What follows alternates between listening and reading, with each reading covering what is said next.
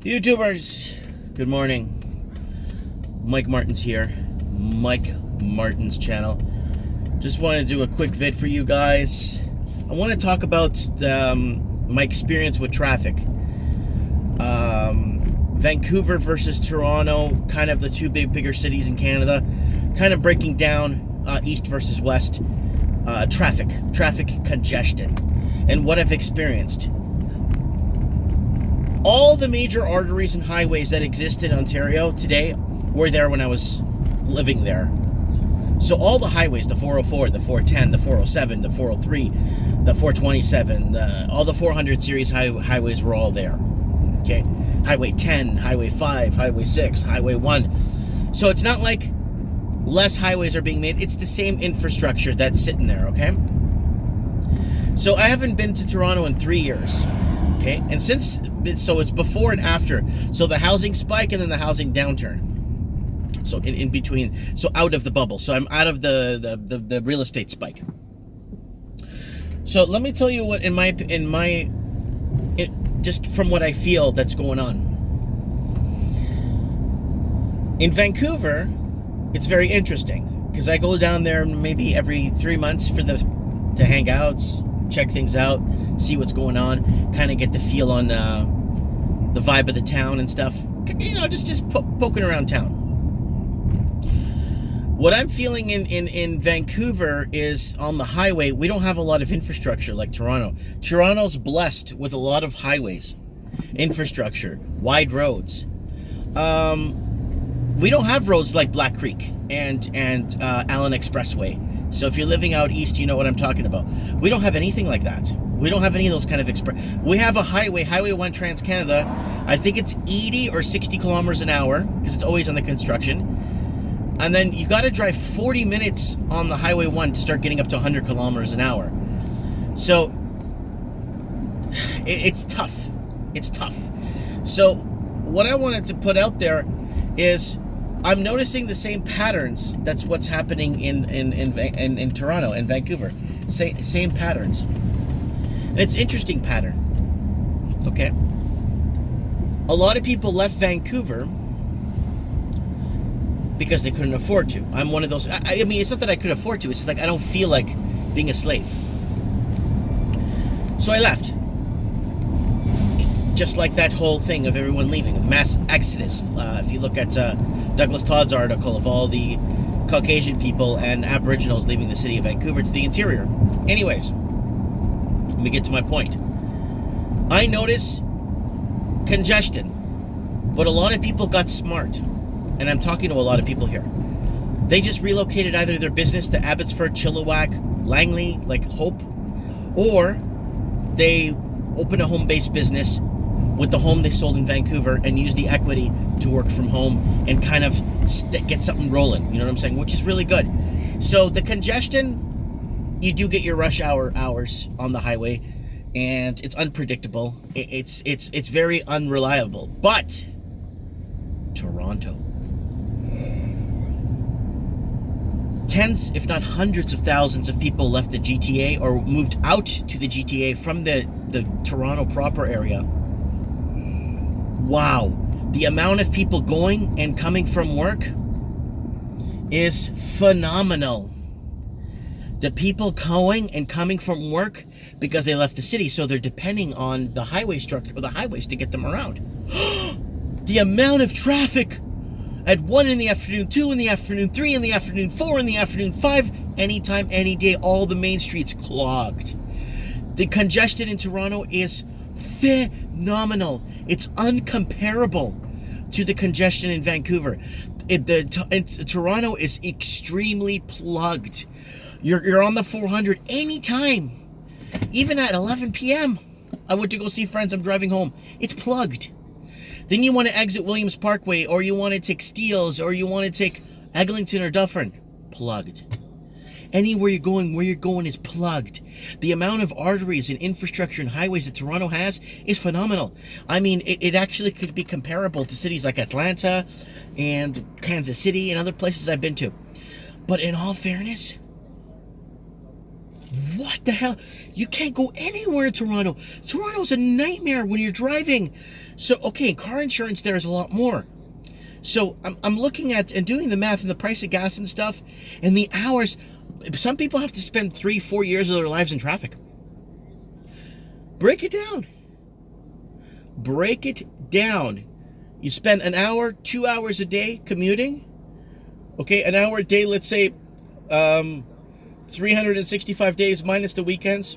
Let's say 300.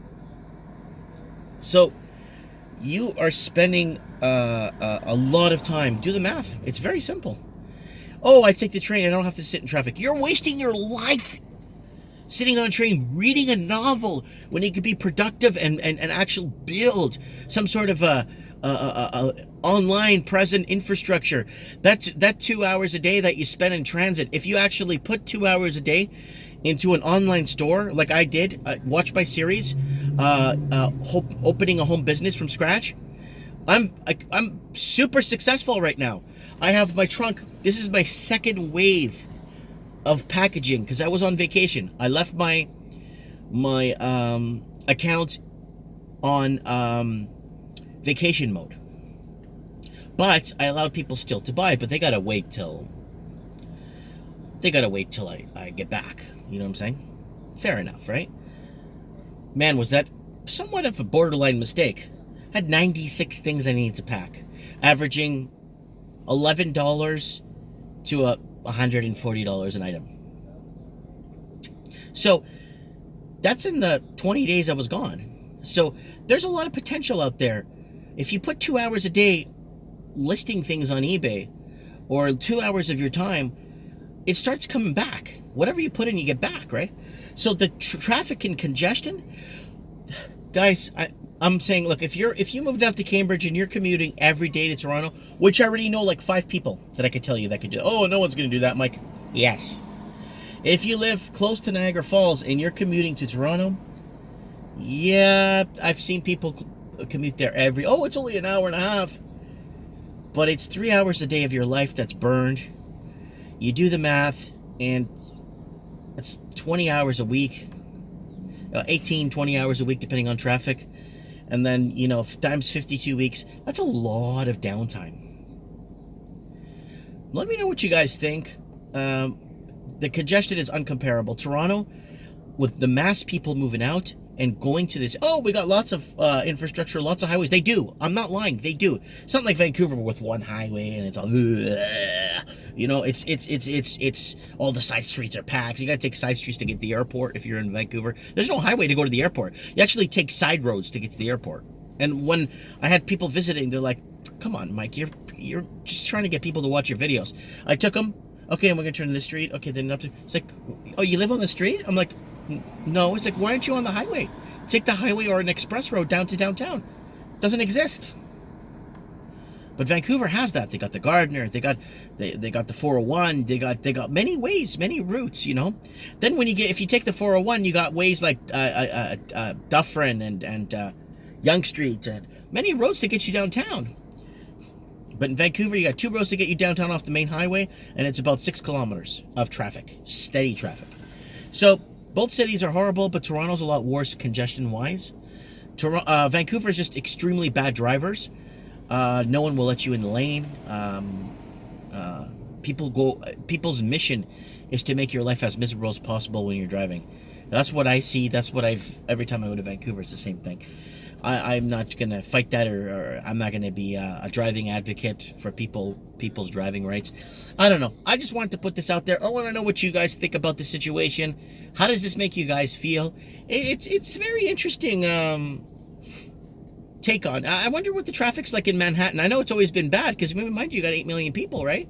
In the New York City proper, right? So it's a little bit different. Miami got more people, but the thing is, in Miami, I noticed traffic was very minimal with the amount of highways they got down there and main streets they have down there. Very alternative ways to get around. Anyways, guys, I'm going to stop talking about traffic because I don't want to depress people, because a lot of people are stuck in traffic right now watching this or listening to this or on their way to work think of what you could do with that downtime. And time is money. Believe me, it is. If you could manage your way, maybe even create an extra stream of income. Your smartphones, they got so well developed that you can sit there and type things in while you're on a train. If you could get some downtime on a train and start listing things on eBay, photographing stuff at home and listing them, stuff you're like, I'll get rid of this in a garage sale. No, get top dollar on eBay. That's what I've been doing. I don't sell garage sale stuff. I sell stuff from the manufacturer. But I'm saying, in all fairness, spend 2 hours a day finding a distributor for something. I don't know, sell dog food, sell bike parts, sell what you like. Oh, I always had a liking for comic books. So I always had a liking for camera lenses. Buy a whole bunch, invest a bit of money, start selling them off, make a little bit of profit on your downtime. If you got downtime, do it. I'll do a video about downtime. I'll do a good video about downtime. Ideas of ways to create extra income while you're on downtime. Let me know what you guys think. Comment below. Thanks for watching.